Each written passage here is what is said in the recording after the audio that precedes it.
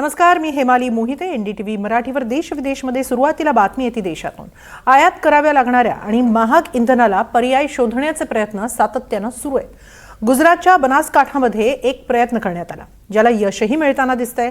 Banas dairy आणि Maruti Suzuki यांनी संयुक्तपणे बायो सीएनजी प्रकल्प उभा केलाय. पाहूया याबाबतचा एक खास रिपोर्ट.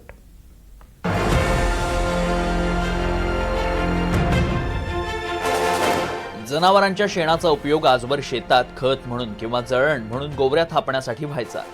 या शेणापासून बायोगॅस बनू लागला आणि त्यावर घरातल्या चुली पेटू लागल्या. आता गाड्याही याच बायोगॅसवर धावताना दिसतील. ही गोष्ट ऐकून तुम्हाला आश्चर्य वाटलं असेल, मात्र हे खरं आहे. गुजरातच्या बनासकांठा जिल्ह्यात बायो सीएनजी प्रकल्प उभा राहिलाय. या प्रकल्पाचा शेतकऱ्यांनाही फायदा होतोय. दूध विक्रीसोबतच आता शेण विकूनही शेतकरी उत्पन्न मिळवतात. शेणासाठी प्रति किलो 1 रुपयापर्यंत दर मिळतो. शेतकऱ्यांनाही कमाईचा अजून एक मार्ग मिळालाय. गॅस निर्मितीनंतर उरलेली स्लरीपासून खत बनतं. म्हणजेच शेणातून ऊर्जा आणि खत अशी दुहेरी उत्पादनं तयार होतात. भारत इंधनासाठी इतर देशांवर अवलंबून आहे.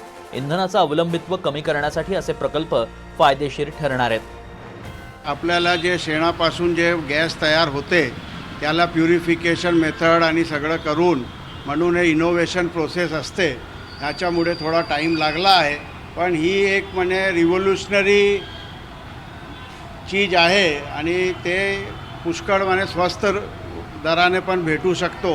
आता आपल्याला एक गरज आहे की आपल्याला इंधनच्या पुरावासाठी सगळे हे अतिरिक्त जे साधन आहे ते आपल्याला शोधावं लागेल, कारण की आता जे वार वगैरे चालला आहे ह्याच्यामुळे इंधनचे प्राईस वगैरे वाढून राहिलं आहे. तर त्याच्यामध्ये हे जे शेणापासून जे बायो सी एन जीचा प्रकल्प आहे ह्याला पुष्कळ प्रतिसाद येईल आणि लोकांना याचा पूर्ण फायदा होईल.